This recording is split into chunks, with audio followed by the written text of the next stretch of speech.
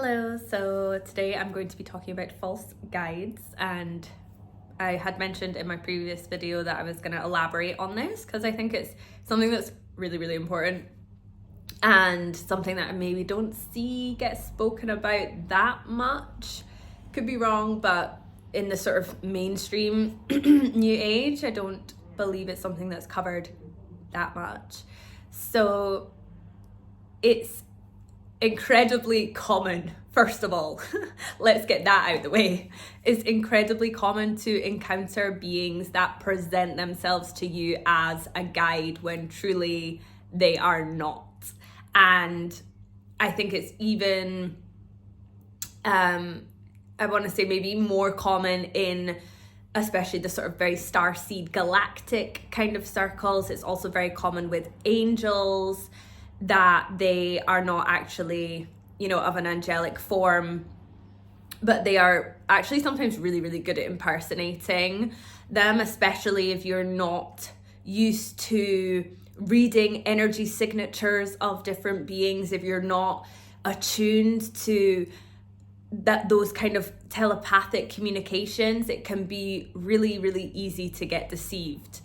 And I've had so many different clients who, come to me and they're like, yeah, I've been talking to this being, blah, blah, blah.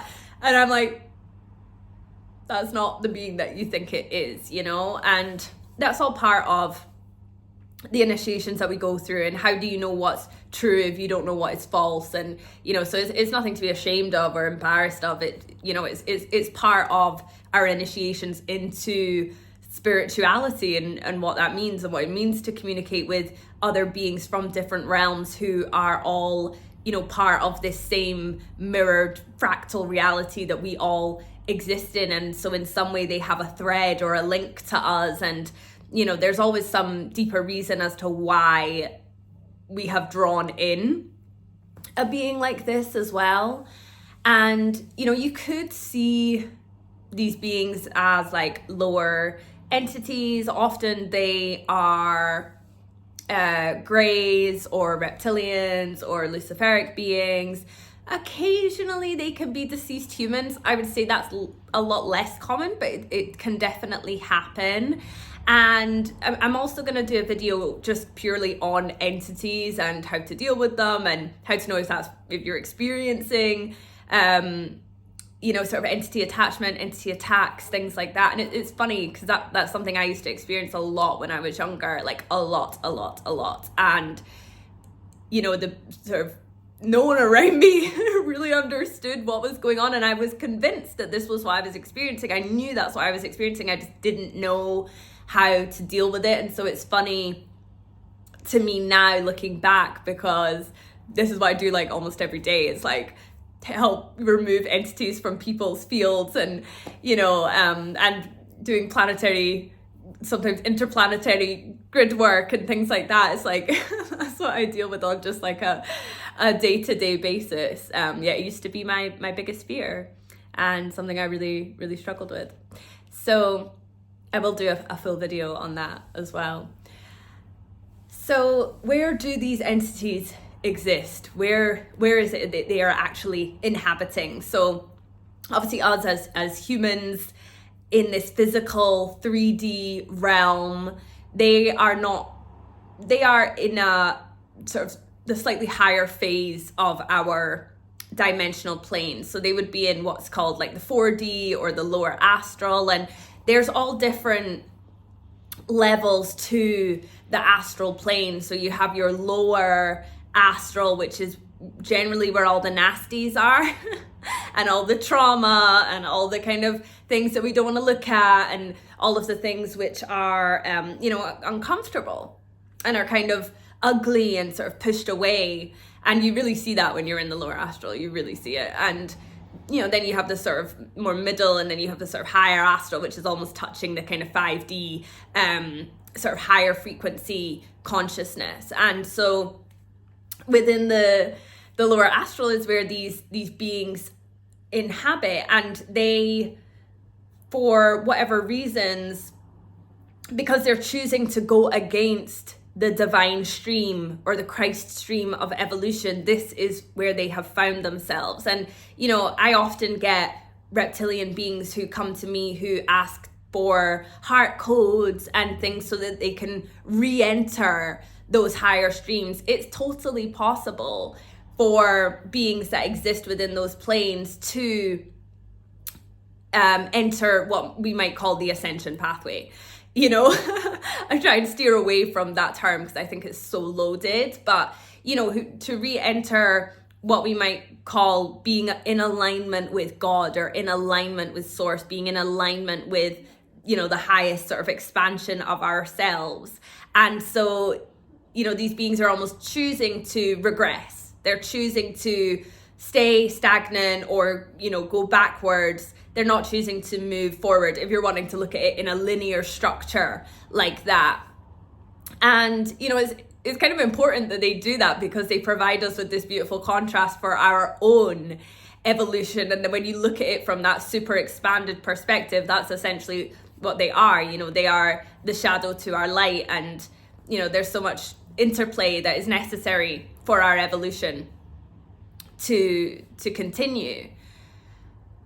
But of course, when we encounter, you know, beings like this, it's also presents challenges, and it's always a reflection of our pain or of our unresolved trauma, because those are the things that weigh us down dimensionally. And, you know, in order to be able to truly come into communion and interact with, you know, those higher forms, whether it's angels or other kind of higher beings, we have to be in a space of lightness within our heart. That's why when we're in a really dark place, we can't hear our guides. That's why when we're really, really struggling, when we're at the sort of depths and the pit of the dark night of the soul, it's radio silence out there, you know, because there's no way to kind of bridge that gap. Occasionally things, you know, you hear of these sort of miraculous stories, and usually everybody's got one or has at least heard of one where it's like, oh my God, I was, you know, so broken, and then this light appeared, or, you know, whatever it is. You know, there's so many examples where that gap is bridged, but that's usually because we're coming out of that dark night of the soul, or we've reached a point where it's like we've shifted enough to allow that light to come in. And so, you know, when we're encountering beings that are sort of the false light, that are acting in pretense and are essentially imposters, they're always reflecting a wound back to us. And often it's a wound surrounding wanting to feel special, surrounding wanting to feel as though we're being, you know, witnessed, and wanting to feel loved, and often really deep inner child woundings, you know, where we want to parentify beings around us, where we want to feel guided, where we want to feel governed, where we want to feel like somebody's giving us answers and somebody's telling us what the next right steps are. And, you know, all of these things it tends to be how we can feel in relation to certain wounds that we may have, wounds of abandonment, wounds of neglect, wounds of, you know, not having our emotional needs met as, you know, as children, and you know, further into our lives and other relationships as well. And so it's all of these kind of wounds that when you're in the lower astral, that's where they're situated. You know, that's where you're going to find all of these parts of yourself that you have abandoned, that you have lost, you know, along the way. And, you know, the thing is, when you have been through so many different purification processes, the idea is that your light just goes through the lower astral. It's like you don't get stuck there because you just move through it. There isn't enough baggage there to hold you down, you know, in your akashic field, which is also kind of held within the 4D, 5D realm. It's like when you have cleared out enough of your past life, your ancestral karma, trauma, drama, you know, you just ping, you know, you're able to just not be bound in the same way. Not to say that you don't ever get stuck back down there, because we're constantly processing, we're constantly moving through different things. But, you know, there's certainly, you know, when you haven't gone deep with your healing at all, for example, your lower astral is going to be really thick and heavy. You know, your own mirrored reflection of that plane within you is going to be really, really heavy, you know, because with the dimensions, it's like they exist within us, within and around us, right? So someone's, that's why someone's akashic field looks totally different to another person's, because we've all done different things in past lives. We've all been different people. We've all had different experiences, and we've all done different things on our healing journey to shift or to add to those layers within that sort of akashic library. And it's all of these things which mean when you're maybe sending out a beam of like, I want to communicate, I want to, you know, get in touch with higher planes, all of that heaviness in your field, if you haven't kind of worked through a lot of that and shifted a lot of that, you are gonna just be a total magnet for beings who are going to be like, hi, I'm an archangel, and, you know, how are you today? And are going to want to open up that that sort of opportunity to see if they can hook themselves or attach themselves into your field. And they do this through the use of contracts. So sometimes they may actually ask you to telepathically or vocally, or, you know, in some way signal to them that you are gonna like actually agree to a contractual measure. Or it may just be, there may be already enough stuff in your field that you're gonna subconsciously enter a contract with them anyway. That's I would say more common, you know, because you might have something running in your field, like a belief system, which is like, I always need to have someone above me. And it's not like you're consciously thinking those thoughts, but you are holding them subconsciously of like, oh, I'm always looking for a savior. I'm always looking for someone to place above me. I'm always looking for someone to put on a pedestal. And on the spiritual realms, you know, you're gonna then attract something which is a match to that and is gonna want to take advantage of that. That's why it's so important to lay the groundwork, to do that deep inner work before you ever try and communicate with beings on different planes. Otherwise you just end up, people end up in really, really horrible situations, and they end up, kind of trying to hold more spiritual energy than they actually have the sort of receptacle for, and you can end up plugged into some really, really nasty false light stuff. And the further you go into it, the harder it is to pull yourself out. And, I think it's important to note as well that it's like, that's why it's important to be continually doing your work. You are never at a point where you are just healed and everything's fine. Even people, always think Helena Blavatsky is such a good example of like, you can be someone who is very like advanced on your path spiritually, and yet she encountered a whole load of Luciferic beings. She had to get put in an occult imprisonment. Read about that if you don't know what that is.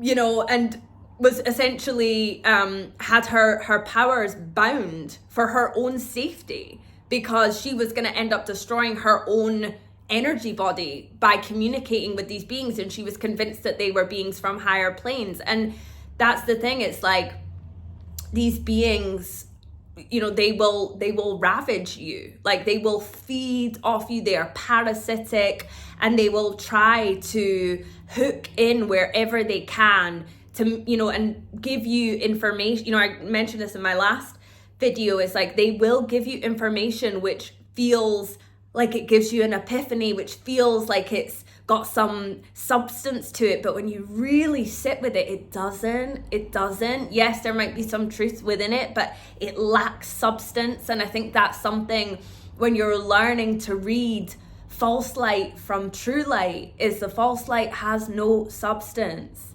You know, real Christ light, real true light, when it hits you, it doesn't feel light and fluffy, or you know, it has like this beautiful kind of weight to it, even though it's of such this sort of higher kind of essence, you know, and it will feel like love, you know. It won't feel like this kind, like the false light feels like they will try and give you this love, but it'll feel like, I don't know, you know, when someone like is sort of giving you compliments, but you know they don't mean it. That's what it feels like. It's that same kind of, you know, someone's just kind of telling you something because it's what they want you to hear rather than it's the truth.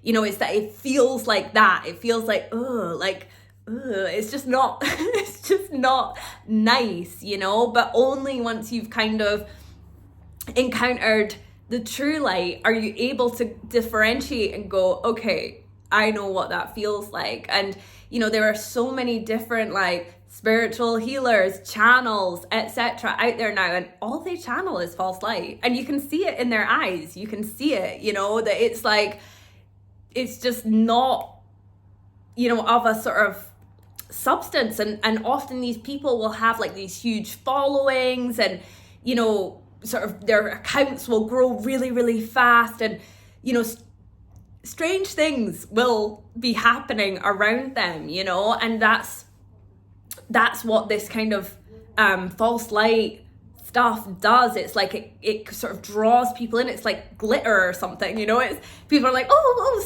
sparkle, you know. But when you really sit with it, you'll be like, that's not right. That doesn't sit right. That's not hitting my field. But if you're in a place of, oh wow, this being is so superior to me, then you're not gonna, because that's not true. No being is superior to another being, you know. So that's how it's false. That's how it's false light. You know, it's like if you're sitting in a place of like a false identity within yourself, then you can easily plug into that. But if you're sitting in a place of truth, and you know, there's nothing wrong with connecting with teachers and, you know, whatever, that's great, you know, but it has to be from a place of, oh, I'm really curious as to what this other person or this being has to share with me, and you know, and that's it, rather than, oh my God, that being is so much greater than I, you know. That's never gonna end well. And you know, if you are in a place like that, it's like really sitting with yourself and going, okay, why do I feel the need to put others above me? Why do I feel the need to have them on a pedestal? Why do I feel the need to you know, put myself down and raise others above me? Because guaranteed it's coming from some deep, usually inner child wounding. Usually. Often, you know, there'll be a bunch of past life stuff going on as well, but you know, there's so much stuff you can deal with in your here and now, right now, with your inner child around that. And yeah, so that's why it's so important just to lay those foundations. And as well, it's like, okay, so how do you get rid of these false guides when you draw them in? How do you get rid of them? Well, first of all, you have to tell them to go. First of all, you have to tell them to leave your field, and make it very clear that you do not want any kind of connection with them. You don't want to continue communication with them, and you want to, you know, put that energetic boundary in place. And really, it's about reflecting on how, you know, when they first appeared to you, how did you feel? You know, what was the sort of energy behind all of that? Was there something you were dealing with or going through at that time? That can be a good window into like an insight of like, okay, well, how did I attract this being to me in the first place, you know? And from there is really about, you know, like taking from it reading those energetic signatures, how did that being feel in my field? How did it feel? Did it feel like kind of grainy and like unpleasant at times? Okay, well now I'm gonna take from that, and the next time I encounter a being on the etheric planes, I'm gonna go, okay, how does it make me feel? And this is the thing, I think when we're really in a place of like loneliness, or we're desperate for that communication with our guides, we're sometimes willing to overlook certain things because we think the opportunity might not come around again, or we think that, what if I turn them away and they don't want to talk to me? It's totally okay if a being comes into your field and you go, I'm gonna just see how I feel. Can we reconvene this later? If they are of the true light, they will come back. They will come back when it's right, and they'll respect you. They'll respect your sovereignty. They'll respect your boundaries, that you're going, okay, I just want to check in with my internal guidance system here. Is that being actually here for my highest good? Because especially when you start to open up, there's probably going to be more beings out there who are trying to test you and see if you'll just let them in, than beings are actually of the true highest divine light. Often you find that it's not until you're really coming into your sovereignty and coming into a place of like, okay, I'm practicing every day knowing thyself, I'm really doing that deep inner work, that you're going to be on a vibration to actually connect with beings from truly higher planes anyway. That's not the end goal. That's never going to be the end goal. It's like saying, your end goal is to like have lots of friends. Do you know what I mean? It's like, no, your end goal is to like know yourself and trust that everything else comes around that. Your main goal should never be the external. It should never be the material. It should never be to, acquire certain things like that. It should always be an internal quality within yourself, and then you trust that everything else that is meant for you will unfold around you. It's never going to be the external first. It's always going to be the internal. And I think that's kind of part of the whole thing with spirit guides. It's a sort of, in a weird way, it's almost an externalization of of something that's actually very internal. But the way that we try and understand it is through a sort of external material kind of lens, rather than from a place deeply, within ourselves. It's like we can only meet others to the depth that we have met ourselves, and it's the same with our guides. We can only meet them to the depth that we have met ourselves. This isn't some, spirituality was never meant to be commercialized, and it is, I could do a whole video on that as well, but it has become incredibly, particularly the new age has become incredibly material and about what you can manifest in your material world, rather than what is actually going on within you, not what is going on outside of you. So thank you for listening. Thank you for tuning into this video. And I think I'm probably gonna do entities next.